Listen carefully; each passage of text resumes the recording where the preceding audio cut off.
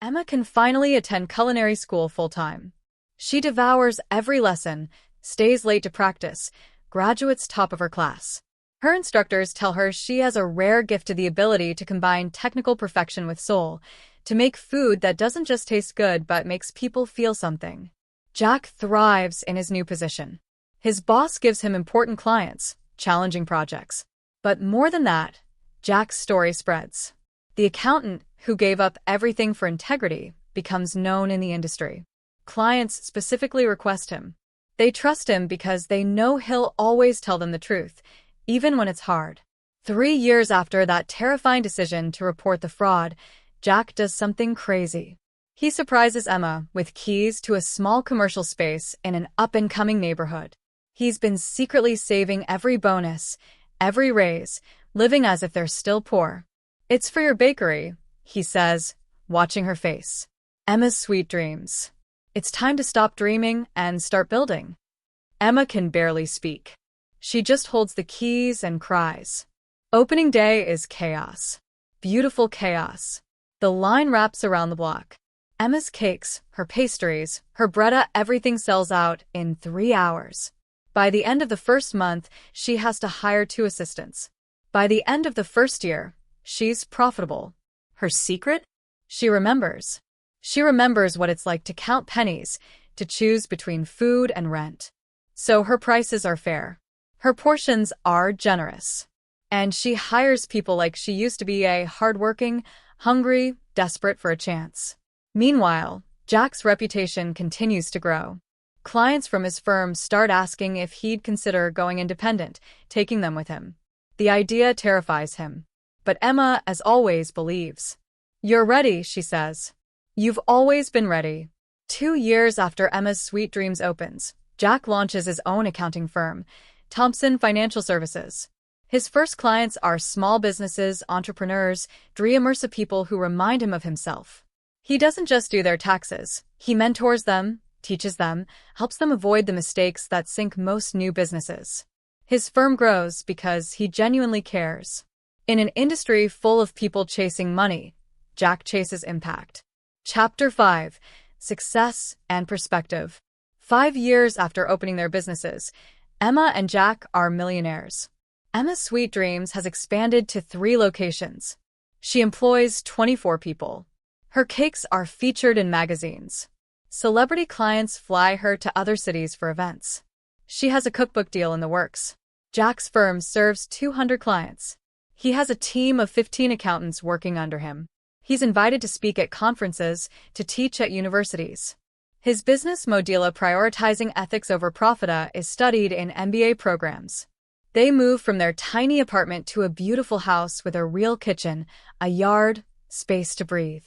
The first night there, they sit on the floor of the empty living room, eating Chinese takeout from containers. "Remember when this seemed impossible?" Emma asks. "I remember when a full meal seemed impossible," Jack laughs. "When new shoes felt like a luxury. When we shared that umbrella because we couldn't afford to." They sit in silence, holding hands, understanding the weight of how far they've come. But here's what's remarkable about Emma and Jack. Success didn't change them. Not really. They still drive modest cars. They still cook at home most nights. They still remember every struggle, every sacrifice, every moment they almost gave up but didn't. More importantly, they give back. Every week, they volunteer at the community center in their old neighborhood. Emma teaches baking classes to single mothers trying to start businesses. Jack teaches financial literacy to kids who grew up like he died, as smart, ambitious, but with no idea how money actually works. They create scholarship programs.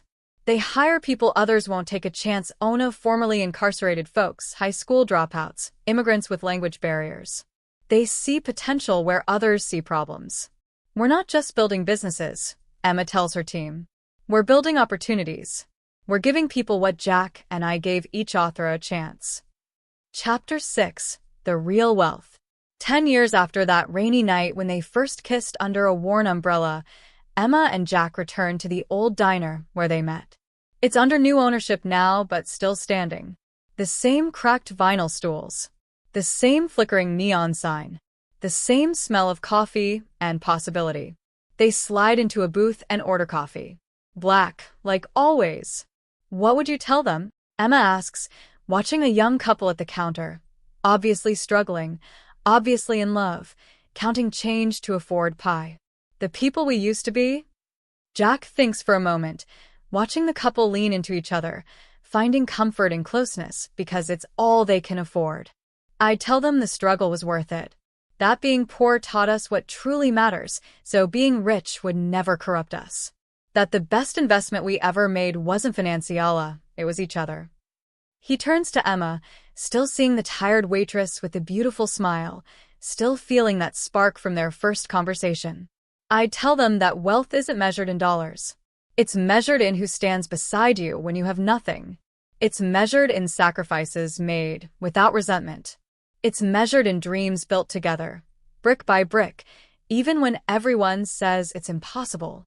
Emma leans her head on his shoulder. I tell them that love isn't about finding someone when you're whole. It's about becoming whole together.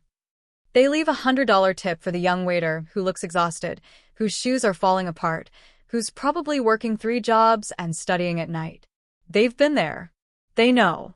Outside, the first snow of the season begins to fall, just like it did the night they met.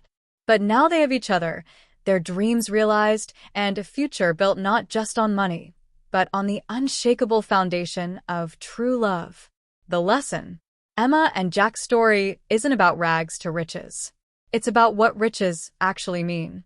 They learned that poverty isn't about money, it's about mindset. Some of the poorest people they know are wealthy. Some of the wealthiest people they know are poor in spirit, in love, in purpose. They learned that the struggle doesn't break you, it builds you if you let it. Every missed meal taught them gratitude. Every freezing night taught them resilience. Every moment of doubt that they pushed